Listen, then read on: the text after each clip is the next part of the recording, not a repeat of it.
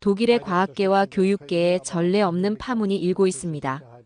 베를린의 평범한 고등학생이었던 소녀가 한글 학습 후 놀라운 두뇌 변화를 경험하며 수학과 과학 성적이 급상승했기 때문입니다. 유력 대학 교수들이 직접 나서 연구에 착수할 정도로 관심을 모은 이 현상은 이제 유럽 전역으로 확산되고 있습니다. 한국의 문자 체계가 어떻게 서양 청소년의 인지 능력을 획기적으로 바꿀 수 있었을까요? 베를린에서 시작된 16살 소녀. 헬레나 슐츠의 놀라운 여정을 함께 살펴보겠습니다. 저는 헬레나 슐츠입니다. 베를린 외곽의 평범한 공립고등학교에 다니는 16살 소녀죠. 겉으로 보면 여느 독일 학생과 다를 바 없어 보일 겁니다. 하지만 내면에는 항상 무거운 짐을 안고 살았어요. 그 짐의 이름은 기대였습니다. 우리 아버지는 베를린 공과대학의 기계공학 교수이고 어머니는 샤리테 병원의 신경외과 의사예요. 두 분 다 자기 분야에서 인정받는 전문가죠. 모두가 말했어요. 헬레나는 얼마나 대단할까? 그런 부모 밑에서 자랐으니 틀림없이 천재일 거야. 하지만 현실은 정반대였어요. 중학교 때부터 수학은 저의 악몽이었습니다. 숫자들이 춤을 추고 기호들이 서로 뒤엉켜 보였죠. 물리 시간에는 선생님의 설명이 마치 외계어처럼 들렸어요. 공식을 외워도 왜 그렇게 되는지 이해할 수 없었습니다. 시험지를 받으면 머리가 하얘지고 가슴이 두근거리며 손이 떨렸죠. 헬레나, 너는 왜 이렇게 노력하지 않니? 아버지의 실망한 목소리가 귓가에 맴돌았어요. 그냥 집중해서 공부하면 되는데 왜 그게 그렇게 어렵니? 사실 저도 알고 싶었어요. 왜 다른 친구들은 쉽게 이해하는 것이 저에게는 그토록 어려운지. 밤늦게까지 책상에 앉아 공부해도 성적은 항상 하위권이었습니다. 물리 시험에서 받은 최고 점수는 60점이었고 수학은 대부분 40점대였죠. 나는 그냥 멍청한 애일지도 몰라. 거울 속 제 모습에게 자주 중얼거렸어요. 20번째 틀린 수학 문제를 보며 슐츠가의 실패작이라고 스스로를 불렀죠. 우리 집 저녁 식탁에서는 아버지와 어머니가 자신들의 연구와 환자에 대해 열정적으로 이야기했어요. 복잡한 수술 과정, 신경회로의 작동 원리, 최신 공학 기술. 그럴 때마다 저는 조용히 식사만 했습니다. 제가 끼어들 자리는 없었어요. 친구들은 대부분 자신의 진로를 고민하고 있었죠. 안나는 법학을, 마르쿠스는 건축을, 소피아는 컴퓨터 과학을 공부하고 싶어 했어요. 저는요? 저는 꿈이 없었습니다.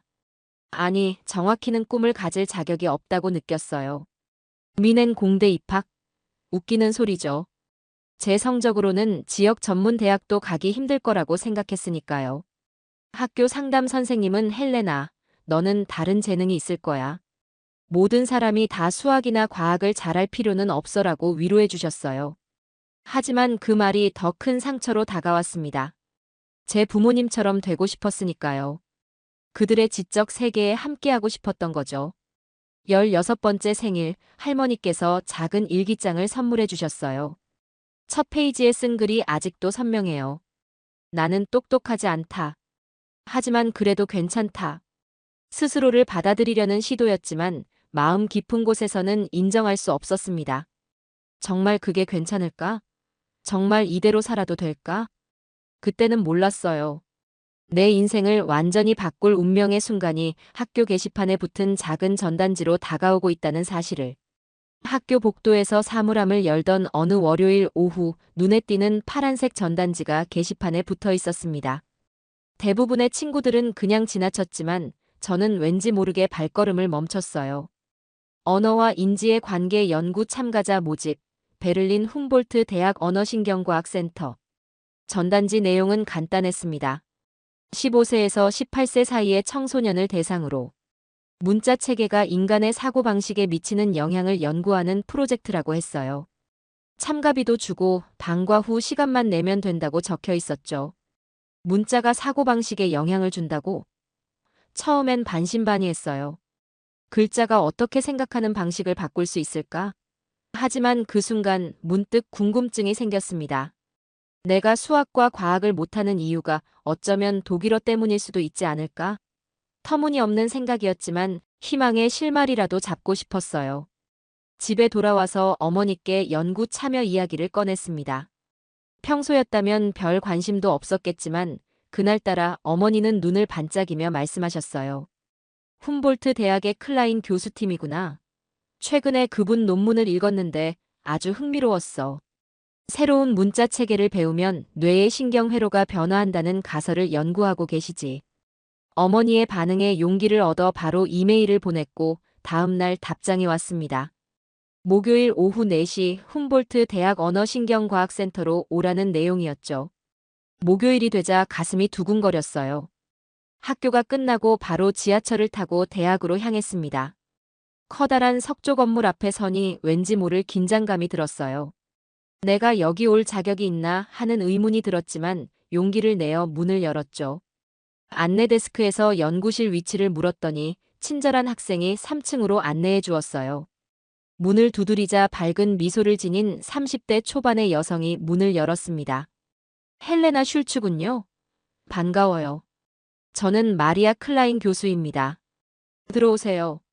연구실은 생각보다 아늑했어요. 벽면에는 다양한 문자들의 포스터가 붙어 있었고 컴퓨터 여러 대와 뇌파 측정 장비로 보이는 기계들이 놓여 있었죠. 저 말고도 2명의 학생이 이미 와 있었습니다. 클라인 교수님은 차를 내어주시며 연구에 대해 설명해 주셨어요. 우리는 서로 다른 문자 체계가 인간의 인지 과정, 특히 문제 해결 능력과 기억력에 어떤 영향을 미치는지 연구하고 있어요. 특히 시각적 구조가 독특한 문자에 관심이 많죠. 어떤 문자를 배우게 되나요? 제가 물었습니다. 클라인 교수님은 미소 지으며 대답했어요. 우리가 연구 중인 문자는 한글입니다. 한국의 문자 체계죠. 그때만 해도 몰랐어요. 이 한마디가 제 인생을 완전히 바꿔놓을 거라는 사실을. 그냥 방과 후 시간을 보내고 용돈도 벌 수 있는 기회라고만 생각했으니까요. 하지만 운명이란 참 이상한 법이죠. 때로는 우리가 가장 예상치 못한 순간에 가장 뜻밖의 방식으로 찾아오니까요. 그날부터 매주 화요일과 목요일, 방과 후 2시간씩 훔볼트 대학을 찾았습니다. 첫 수업에서 클라인 교수님은 한글의 기본 원리를 설명해 주셨어요. 한글은 세계에서 유일하게 창제 원리와 날짜가 정확히 알려진 문자입니다. 1443년 세종이라는 한국의 왕이 백성들을 위해 만들었죠. 화면에 자음과 모음 도표가 나타났어요. 기역, 니은, 디귿, 그리고 아, 오, 우 같은 낯선 기호들이 제 앞에 펼쳐졌습니다. 이 자음들은 발음할 때 입모양을 본떠 만들었어요. 예를 들어 니은은 혀가 윗잇몸에 닿는 모양이고 미음은 입을 다물었을 때 입술 모양이죠. 놀라웠습니다. 문자가 실제 발음 기관의 모양을 반영한다니. 독일어 알파벳은 그저 외워야 할 추상적인 기호였지만 한글은 마치 그림처럼 보였어요. 모음은 또 다른 철학을 담고 있어요. 은은 땅을, 이는 사람을, 이응은 하늘을 상징합니다. 이 3가지 기본 요소를 조합해 다양한 모음을 만들어냈죠. 저는 이 체계적인 구조에 완전히 매료되었습니다. 지금껏 본 어떤 것보다 논리적이고 아름다웠어요. 마치 수학 공식처럼 규칙적이면서도 예술 작품처럼 조화로웠죠. 클라인 교수님은 계속해서 설명했습니다. 한글의 가장 특별한 점은 글자를 쓰는 방식이에요. 자음과 모음을 따로 쓰지 않고 음절 단위로 블록을 만들었습니다. 칠판에 한이라는 글자를 쓰며 설명하셨어요. 이 글자는 히읗, 아, 니은이 결합된 거예요. 마치 레고 블록처럼 조립해서 쓰죠. 그 순간 제 머릿속에서 무언가가 딸깍하고 맞아떨어지는 느낌이 들었습니다. 이건 단순한 문자가 아니었어요. 완벽한 시스템, 살아있는 구조였죠. 수업이 끝날 무렵 클라인 교수님은 간단한 과제를 내주셨어요. 한글로 자신의 이름을 적어보고 기본 모음과 자음을 외워오라는 거였죠. 집으로 돌아오는 지하철에서 저는 메모장을 꺼내 계속해서 기역, 니은, 디귿을 써보았습니다. 이상하게도 이 낯선 기호들이 친숙하게 느껴졌어요. 마치 오래전부터 알고 있었던 것처럼요. 그날 밤 저는 침대에 누워 천장을 바라보며 한글 자음과 모음을 머릿속으로 그려보았습니다. 기역은 혀가 목구멍 뒤쪽에서 소리를 내는 모양, 미음은 입술을 다문 모양. 잠들기 전까지 계속해서 그 형태와 소리를 연결지어 보았어요. 다음 수업에서는 더 놀라운 일이 벌어졌습니다. 클라인 교수님이 칠판에 한글 단어를 쓰고 발음해 보라고 했어요. 저는 망설임 없이 정확하게 읽어냈죠. 교수님도 놀라셨어요. 헬레나, 정말 빠르게 배우고 있네요. 보통 이렇게 짧은 시간에 발음까지 정확하게 하는 학생은 드물어요. 그 말을 들으며 처음으로 제 안에 뭔가 다른 것이 있을지도 모른다는 생각이 들었습니다. 늘 나는 멍청해라고 생각했던 제가 이 낯선 문자를 이해하는데 어려움이 없었으니까요. 단 일주일 만에 저는 한글의 기본 원리를 완전히 이해하고 스스로 단어를 조합할 수 있게 되었습니다. 이게 저였나요? 늘 새로운 것을 배우는데 어려움을 겪던 제가 맞나요? 그때는 몰랐습니다. 이 낯선 문자가 제 뇌에 어떤 변화를 일으키고 있는지를. 연구 참여를 시작한 지 3주째 되던 날, 집에서 수학 숙제를 하다가 이상한 경험을 했습니다. 제가 늘 고통받던 미분 방정식 문제였는데 갑자기 패턴이 눈에 들어오기 시작한 거예요. 마치 한글 자음과 모음이 결합해 음절을 만드는 것처럼 수학 공식의 각 부분들이 서로 유기적으로 연결되어 보였습니다. 문제를 풀기 위해 종이에 식을 썼는데 무의식적으로 한글 블록처럼 묶어서 정리하고 있더라고요. 미분 기호가 마치 비읍과 지읒의 결합처럼 느껴졌고 적분 기호는 이응과 시옷이 합쳐진 것 같았어요. 이상하게도 이런 식으로 바라보니 문제가 단순해 보였습니다. 숙제를 끝마치고 답을 확인해 봤더니 놀랍게도 모든 문제를 맞게 풀었어요. 처음 있는 일이었죠. 뭔가 달라진 것 같았습니다. 제 머릿속에서 뭔가가 변하고 있었어요. 다음 날 외국어 수업 시간에도 비슷한 경험을 했습니다. 새로운 단어들을 외우는 게 항상 어려웠는데 그날은 각 단어를 한글로 발음대로 적어보았어요. 외국어 단어를 오포추니티처럼 한글로 적으니 단어의 구조가 선명하게 보였고 금방 외워졌습니다. 정확한 발음도 더 잘 기억할 수 있었어요. 그 주 금요일, 월간 물리 시험이 있었습니다. 평소라면 가슴이 두근거리고 손에 땀이 났겠지만 이상하게도 차분했어요. 문제지를 받아들고 한글 공부할 때처럼 집중해서 읽었습니다. 에너지 보존 법칙을 설명하는 문제가 나왔는데 갑자기 그 개념이 선명하게 이해되었어요. 마치 한글의 자음과 모음이 결합하는 원리처럼 에너지도 형태만 바뀔 뿐 총량은 보존된다는 사실이 명확하게 다가왔습니다. 일주일 후 시험 결과가 나왔습니다. 물리 85점, 수학 78점. 저는 내 눈을 의심했어요. 항상 40에서 60점대를 맴돌던 제가 이런 점수를 받다니. 선생님들도 놀라셨고 같은 반 친구들은 제가 컨닝했다고 의심했을 정도였죠. 헬레나, 혹시 공부 방법을 바꿨니? 물리 선생님이 물으셨습니다. 네, 뭔가 다르게 생각하기 시작했어요. 제가 대답했죠. 한글 공부 얘기를 꺼내려다가 그만두었습니다. 믿어주실 것 같지 않았거든요. 그날 저녁 훔볼트 대학에 가서 클라인 교수님께 이 경험을 이야기했습니다. 그녀는 흥미롭게 들으시더니 제 이마에 작은 센서를 붙이셨어요. 헬레나, 한글로 생각하면서 이 수학 문제를 풀어볼래요? 뇌파를 측정해보고 싶네요. 저는 교수님의 지시대로 했고 화면에 나타난 그래프를 보며 그녀는 흥분된 표정을 지었습니다. 놀랍군요. 한글로 생각할 때 당신의 뇌에서 알파파와 베타파의 패턴이 확연히 달라지고 있어요. 특히 공간 지각과 논리적 추론을 담당하는 부분이 활성화되고 있죠. 클라인 교수님은 제 뇌파 데이터를 더 자세히 분석해 보겠다고 하셨어요. 저는 그날 밤 일기장에 썼습니다. 내 머리가 바뀌고 있다. 이건 마치 새로운 운영체제를 설치한 컴퓨터처럼 한글이 내 뇌를 재설계하고 있는 것 같다. 한 달 후 학기말 시험에서 저는 반에서 5위 안에 들었습니다. 전 과목 평균 20점 상승. 선생님들은 경악했고 친구들은 의아해했죠. 부모님도 처음으로 제 성적표를 보며 기뻐하셨어요. 그런데 이건 시작에 불과했습니다. 제 머릿속에서 일어나는 변화는 점점 더 커져갔고 결국엔 학교를 넘어 사회적 현상이 되어갔으니까요. 헬레나가 천재가 됐대. 학교 복도에서 들려오는 수군거림을 무시할 수 없었습니다. 제 갑작스러운 성적 향상이 학교의 화제가 된 거죠. 친구들은 호기심 어린 시선으로 저를 바라봤고 몇몇은 직접 다가와 물었어요. 어떻게 그렇게 갑자기 성적이 올랐어?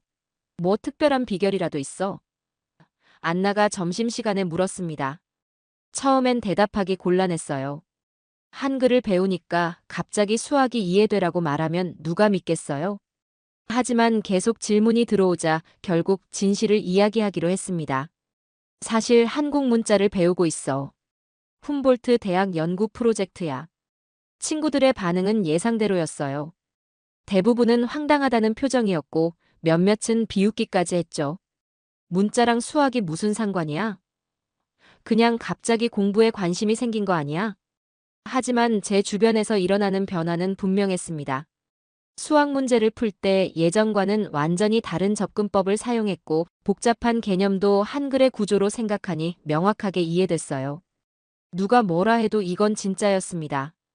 의심받는 게 싫어서 그날부터 한글 공부 노트를 항상 가지고 다녔어요. 누가 물어보면 조용히 꺼내 보여주며 설명했죠. 이것 봐. 이렇게 자음과 모음이 블록을 이루는 방식이 마치 수학 함수의 구조와 비슷해. 이걸 배우면서 뭔가 내 사고 체계가 바뀐 것 같아. 대부분은 여전히 회의적이었지만 몇몇 친구들은 흥미를 보였어요. 특히 토마스라는 친구는 제 노트를 자세히 살펴보더니 자기도 한글을 배워보고 싶다고 했습니다. 그렇게 한글 공부 모임이 자연스럽게 생겼어요. 처음엔 저와 토마스 둘뿐이었지만 점점 인원이 늘어났죠. 물론 선생님들의 반응도 다양했습니다. 수학 선생님 밀러 씨는 특히 회의적이었어요. 문자와 수학적 능력 사이에 과학적 연관성은 증명된 바 없어요. 그냥 공부를 더 열심히 하게 된 거겠죠. 하지만 물리 선생님 슈미트 씨는 달랐습니다. 사실 언어와 사고의 관계는 오래전부터 연구되어 왔어요. 언어가 바뀌면 사고방식도 바뀐다는 사피어 워프 가설도 있고요. 흥미로운 실험이네요, 헬레나. 제 성적은 계속 상승했고 특히 수학과 과학 과목에서 두각을 나타냈습니다. 중간고사에서는 수학 최고점을 받았어요. 학교 역사상 한 학기 만에 이렇게 극적으로 성적이 향상된 사례는 없었다고 교장 선생님이 말씀하셨죠. 한글 학습 모임도 10명으로 늘어났습니다. 매주 수요일 방과 후에 도서관에 모여 제가 배운 것을 친구들에게 가르쳐 주었어요. 놀랍게도 그들 중 몇몇도 비슷한 경험을 하기 시작했습니다. 특히 수학의 어려움을 겪던 소피아는 한글을 배운 후 기하학적 개념을 훨씬 쉽게 이해하게 됐다고 했어요. 어느 날 학교 신문부 학생이 저희 모임을 취재하러 왔습니다. 한글 학습이 학업 성취도에 미치는 영향이라는 제목으로 기사를 쓰고 싶다고 했어요. 인터뷰에서 저는 담담하게 말했습니다. 한글은 단순한 문자가 아니에요. 완벽한 논리 체계죠. 이걸 배우면서 제 뇌가 다르게 사고하는 법을 배운 것 같아요. 문자가 내 사고 체계를 바꿨다고 할까요? 그 기사가 학교 신문에 실리고 나서 상황은 더욱 달라졌습니다. 한글 학습 모임은 학교의 공식 동아리가 되었고 인근 학교에서도 문의가 오기 시작했어요. 그리고 예상치 못한 곳에서 연락이 왔습니다. 어느 날 오후 클라인 교수님으로부터 긴급한 연락을 받았습니다. 훔볼트 대학으로 빨리 와달라는 내용이었죠. 무슨 일인지 궁금했지만 수업이 끝나자마자 바로 대학으로 향했습니다. 연구실에 도착하니 클라인 교수님뿐만 아니라 여러 교수들과 연구원들이 모여 있었어요. 모두 저를 기다리고 있었던 것 같았습니다. 긴장된 마음으로 들어서자 클라인 교수님이 반갑게 맞아주셨어요. 헬레나, 드디어 왔구나. 너의 뇌파 데이터 분석 결과가 나왔어. 모두가 놀랐단다. 대형 스크린에는 제 뇌의 스캔 이미지가 표시되어 있었어요. 여러 색깔로 표시된 부분들과 그래프들이 보였습니다. 옆에는 한글 학습 전과 한글 학습 후라고 적혀 있었죠. 헬레나의 뇌는 한글을 학습한 후 놀라운 변화를 보여주고 있습니다. 클라인 교수님이 다른 연구원들에게 설명했어요. 특히 두정엽과 전두엽 사이의 신경 연결이 40% 증가했어요. 이런 수준의 신경 가소성은 성인에게서도 매우 드문 현상입니다. 한 중년의 남성 교수가 물었습니다. 이게 정말 한글 때문인가요? 다른 요인은 없나요? 클라인 교수님은 자신있게 대답했어요. 우리는 통제 집단과 비교 분석을 했어요. 다른 문자 체계를 배운 학생들과 비교해도 한글을 배운 학생들의 인지 능력 향상이 훨씬 두드러졌습니다. 특히 헬레나의 경우는 더욱 극적이고요. 저는 당황스러웠습니다. 제가 실험실의 연구 대상이 된 것 같았거든요. 하지만 클라인 교수님은 제 어깨를 토닥이며 말씀하셨어요. 헬레나, 이제 너는 단순한 실험 참가자가 아니야. 우리 연구에 공동 연구자로 참여했으면 해. 내가 직접 경험한 한글 학습과 인지 변화에 대해 논문을 함께 쓰자. 저는 깜짝 놀랐습니다. 16살 고등학생이 대학 교수들과 논문을 쓴다고요? 믿기지 않았어요. 하지만 클라인 교수님은 진지했습니다. 한글은 시각, 청각, 운동신경을 동시에 자극하는 특별한 문자입니다. 자음은 발음 기관의 모양을 본뜬 시각적 이미지이면서 소리를 담고 있죠. 모음은 철학적 원리를 시각화했어요. 그리고 이 모든 요소가 블록 형태로 결합되면서 공간 지각 능력까지 자극합니다. 교수님의 설명을 들으며 제가 왜 이런 변화를 경험했는지 더 명확하게 이해할 수 있었어요. 한글이 제 뇌의 다양한 영역을 동시에 활성화시켰던 거죠. 우리는 이 연구 결과를 다음 달 신경과학 학회에서 발표할 예정이에요. 헬레나, 너도 함께 참석해서 내 경험을 이야기해 주었으면 해. 그날 저녁 집으로 돌아오는 길에 머릿속이 복잡했습니다. 몇 달 전만 해도 저는 자신을 멍청한 아이라고 생각했던 평범한 학생이었어요. 그런데 지금은 대학 교수들과 함께 연구하고 학회에서 발표까지 한다니. 부모님께 이 소식을 전했을 때 처음으로 아버지의 눈에 자랑스러움이 가득 찬 것을 볼 수 있었습니다. 내 딸이 벌써 과학자가 되었구나. 그 말을 듣는 순간 눈물이 났어요. 한 달 후, 저는 베를린 신경과학학회에서 300명이 넘는 과학자들 앞에서 제 경험을 발표했습니다. 떨리는 마음으로 단상에 올랐지만 한글로 마음을 가다듬고 차분하게 이야기를 시작했어요. 저는 한글을 통해 새로운 사고방식을 배웠습니다. 한글은 단순한 문자가 아니라 뇌를 재구성하는 도구였어요. 발표가 끝난 후 많은 학자들이 질문을 쏟아냈고 독일 교육부 관계자도 접근해 왔습니다. 우리 교육 시스템에 이 연구를 적용할 수 있을까요? 시범 학교 프로젝트를 생각하고 있습니다. 그렇게 저는 더 큰 세계로 발을 내딛게 되었습니다. 베를린 신경과학 학회 발표 후 일이 눈덩이처럼 커졌습니다.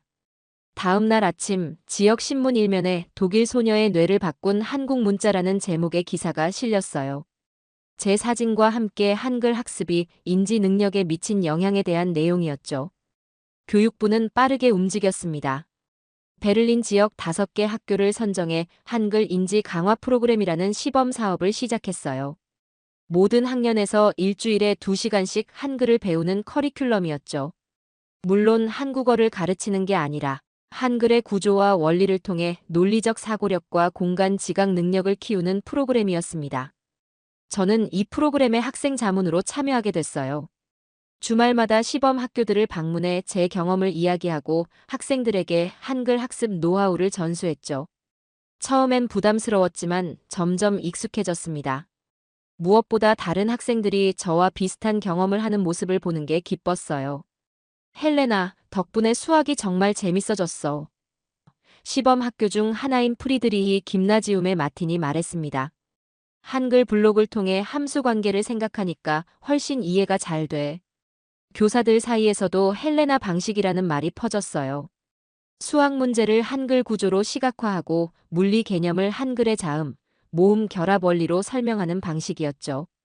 독일 전역의 교사들이 이 방법에 관심을 보였고 교사 연수 프로그램도 생겼습니다. 놀랍게도 제 이야기는 독일을 넘어 유럽 전역으로 퍼져나갔어요. 프랑스와 영국의 교육 전문가들이 베를린을 방문해 이 프로그램을 관찰했고 자국에도 도입하려는 움직임을 보였습니다. 한 영국 교육 전문가는 이렇게 말했어요. 이것은 단순한 학습법이 아니라 새로운 교육 패러다임입니다.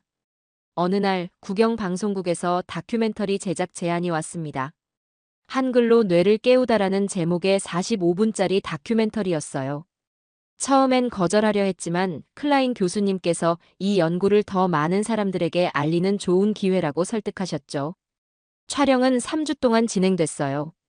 저의 일상, 학교 생활, 한글 학습 과정, 그리고 다른 학생들을 가르치는 모습까지 담았습니다. 가장 감동적인 장면은 아버지가 인터뷰에서 하신 말씀이었어요. 헬레나는 항상 똑똑했습니다. 다만 우리가 그걸 알아보지 못했을 뿐이죠. 한글이 내 딸의 숨겨진 재능을 끌어낸 거예요. 다큐멘터리가 방영된 날, 우리 가족은 함께 텔레비전 앞에 모였습니다. 화면에 비춰진 제 모습이 어색했지만 한편으로는 뿌듯했어요. 특히 한글을 배우는 독일 학생들과 교사들의 모습이 담긴 부분에서 가슴이 뭉클했습니다. 방송 다음 날 학교에 가니 모두가 저를 알아봤어요. 갑자기 유명인이 된 느낌이었죠. 하지만 더 중요한 건 사람들이 한글과 그 교육적 가치에 대해 관심을 갖게 됐다는 점이었습니다. 교육부에서는 공식적으로 한글 인지 훈련 프로그램을 전국 학교에 도입하는 방안을 검토하기 시작했어요. 특히 학습 장애를 가진 학생들에게 효과가 클 것이라는 기대가 컸습니다. 시범 학교들의 첫 학기 결과도 발표됐어요. 평균적으로 수학과 과학 과목에서 15% 성적 향상이 있었고, 특히 공간 지각 능력과 추상적 사고력 테스트에서 큰 진전을 보였다고 합니다. 모든 것이 꿈만 같았어요. 제가 그토록 열등감에 시달렸던 과목들이 이제는 제 강점이 되었고, 한때 멍청하다고 생각했던 제 자신이 이제는 다른 학생들을 돕고 있었으니까요. 하지만 이건 여정의 시작에 불과했습니다. 더 큰 변화, 더 큰 세계가 저를 기다리고 있었으니까요. 고등학교 졸업을 앞둔 마지막 학기, 제 책상 위에 놓인 봉투를 열었습니다. 미넨 공과대학교에서 온 합격 통지서였어요. 2번이나 읽었죠.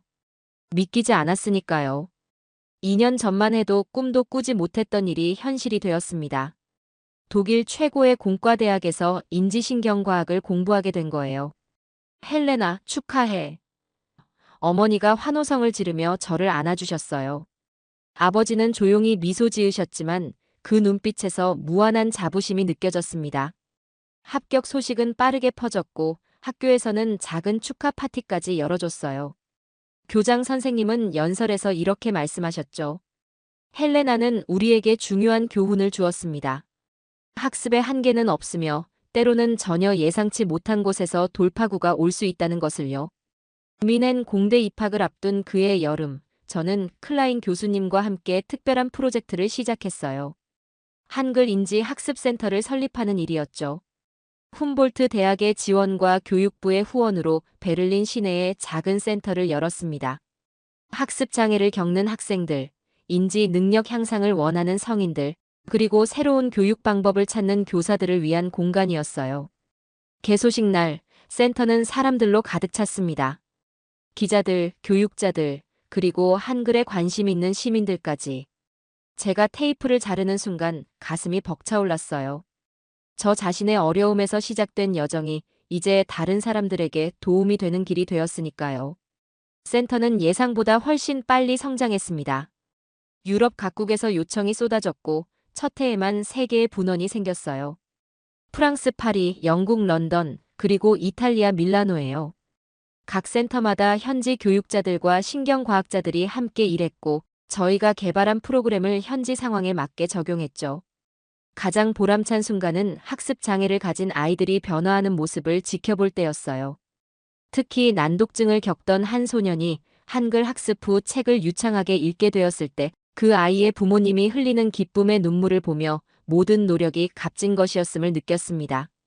대학 입학을 앞둔 8월, 저는 특별한 여행을 떠났어요. 한국 서울로요. 한글의 고향을 직접 보고 싶었거든요. 서울에 도착한 첫날, 광화문 광장에 있는 세종대왕 동상 앞에 섰습니다. 575년 전 이 위대한 왕이 만든 문자가 21세기 독일 소녀의 인생을 바꿨다는 사실이 신기했어요. 이 모든 시작은 여기서였어요. 동상 앞에서 조용히 중얼거렸습니다. 마치 세종대왕께 감사 인사를 드리는 것 같았어요. 서울에서는 한글 학자들과 교육 전문가들을 만났고 한글 박물관도 방문했습니다. 그들은 독일에서 일어난 한글 열풍에 깊은 관심을 보였고 함께 연구할 수 있는 방법을 모색했어요. 한국 교육부 장관님도 만나 양국 간 교육 협력에 대해 논의했죠. 귀국 전날 한국 방송사와 인터뷰했습니다. 진행자가 물었어요. 한글이 당신의 인생을 어떻게 바꾸었나요? 잠시 생각하다 대답했습니다. 한글은 저에게 새로운 렌즈를 선물했어요. 세상을 바라보는 다른 방식, 생각하는 다른 틀을 주었죠. 무엇보다 나는 할 수 없어라는 생각에서 나는 다르게 할 수 있어라는 믿음으로 바꿔주었습니다. 오늘날 저는 미넨 공대에서 신경 언어학을 전공하며 한글의 인지적 효과에 대한 연구를 계속하고 있어요. 한글 인지 학습센터는 전 세계 12개국으로 확장되었고 유네스코에서는 이 프로그램을 교육 혁신 사례로 선정했습니다. 한 장의 전단지로 시작된 여정이 이제는 전 세계로 퍼져나가고 있어요. 그리고 저는 알아요. 이건 아직 시작에 불과하다는 것을. 오늘 헬레나의 이야기는 어떠셨나요? 베를린의 평범한 고등학생이 한글이라는 특별한 열쇠를 통해 숨겨진 잠재력을 발견하고 새로운 인생을 시작했습니다. 수학과 과학의 어려움을 겪던 학생에서 미넨 공대 입학생으로 그리고 한글 인지 학습센터의 창립자로 성장한 헬레나의 여정이 주는 메시지는 분명합니다. 한글의 체계적인 구조가 그녀의 사고방식을 변화시키고 뇌의 활동을 재구성했다는 이 이야기는 우리의 잠재력이 때로는 가장 예상치 못한 곳에서 빛을 발할 수 있음을 보여줍니다. 이 영상이 마음에 드셨다면 좋아요와 구독 부탁드립니다. 다음 영상에서 또 다른 흥미로운 이야기로 찾아뵙겠습니다. 감사합니다.